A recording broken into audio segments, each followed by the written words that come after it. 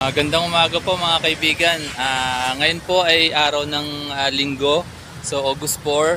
So nandito po tayo sa Quezon City Circle. Ngayon po yung schedule natin pag Sunday. Dito po ako nagawa sa Quezon City Circle. So dito po sa Max Restaurant parking lot. Okay. So yan.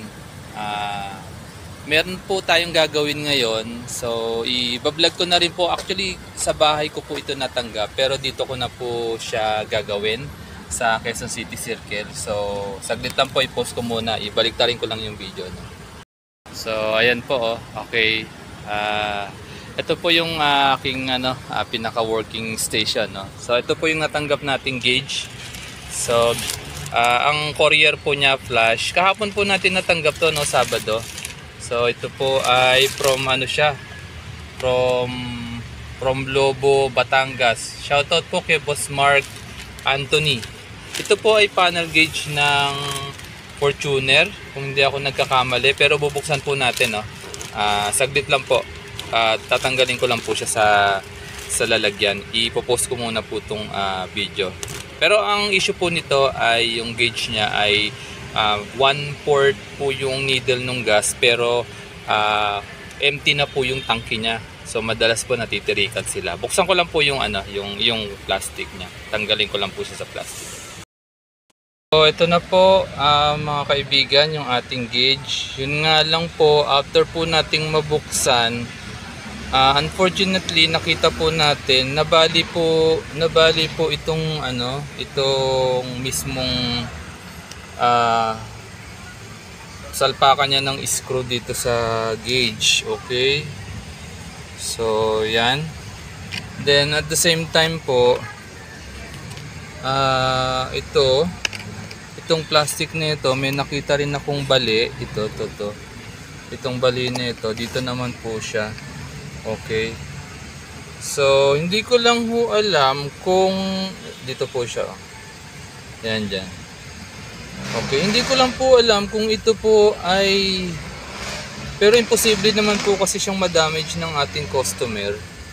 Kaya ang assessment ko rito, mukhang during process ng shipping nitong mismong ating courier na flash, mukhang doon po siya na damage, no. Mukhang hindi naging maingat yung pagsisecure nila ng mga item.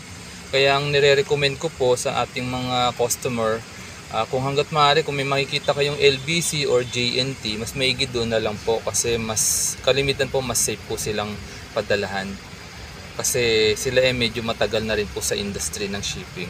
So itong flash, hindi ko po I don't want to comment po, no, but then yun po. So ito po ay tuloy ko na po, no. Ito po ay Fortuner. Okay, Fortuner siya. So yung gauge niya nasa 1/4, pero wala nang laman yung tangke. So bubuksan po natin para makita po natin yung problema, no. Yan, nabaklas na po natin mga kaibigan, no, yung likod. Okay. So meron pa rin akong nakitang isa pang na damage dito nga pala. Pakita ko na rin po sa inyo, no, para at least transparent po tayo. So ito po, itong area nito, yan, no. Nabasag din po yan, no.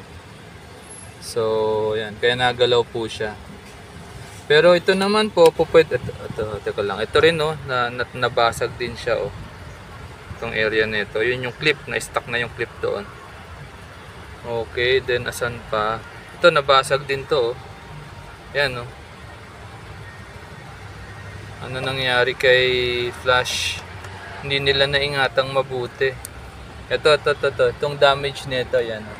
Yung kanina na pinakita ko sa video, ito po yun. Nabasag po siya. I don't know, I don't want to comment po. Hindi ko lang alam kung sa courier po siya or during proseso ng pagtatanggal. Pero yan po, pinapakita ko lang po, no. Okay. So yan, ikakabit na lang po yan ng mga customer natin using glue. Okay. Glue na lang po yan, glue. Okay, so pakapakita ko na po sa inyo. Ito po yung nakita nating sira sa kanya. So yan, sunog po itong pyesa na ito. Okay, kung titingnan po ninyo yan, madali po yung matanggal. Kalimitan po yan na nababasag po. na ano na siya, na-worn out na siya. Ayan. Yun, no, tanggal na kaagad. Ang bilis mapitas. So ayan, papalitan na po natin yan. Lahat po yan isang set na po. Okay. Ayan, okay na po mga kaibigan, no? Kung mapapansin nyo, mga sunog na po itong ating nakitang mga piyesa na pinalitan po natin, no? So itong mga ito pong ipinalit natin na piyesa, tinaasan ko po yung tolerance value niya para medyo mas tumagal at mas resistive siya sa init. Kasi nagiinit po yung area na yan eh. So yan, okay na po siya, no? Yan, i-case ko na po, then ililinisin ko na po. So okay. Okay, saglit lang po. Ayan, okay na po ito, Boss Mark Anthony. Okay na po, tapos na po. So kasama po yung piyesa. Itong piyesang ito, ship ko po pabalik sa inyo. At the same time, ito pong mga naputol, idikit nyo na lang po ng adhesive yan. Dito lang naman po yan, no? Okay, yan, dyan. Tapos itong nabali, yan, pagdugtungin nyo na lang po ito, yung dalawang yan, para maisalpak po dito. Saan ba yun? Ito, dito. Saka dun sa butas. Then meron pang isang natira. Ito clip naman to. Ito clip para siya saan ba yan? Saan ba nakalagay yan? Dito. Yun. Okay. Tapos ito, yun, i-ano nyo na lang dito, idikit nyo ng adhesive, either Mighty Band or Bulldog. Okay. So muli, maraming salamat po sa inyong tiwala at suporta.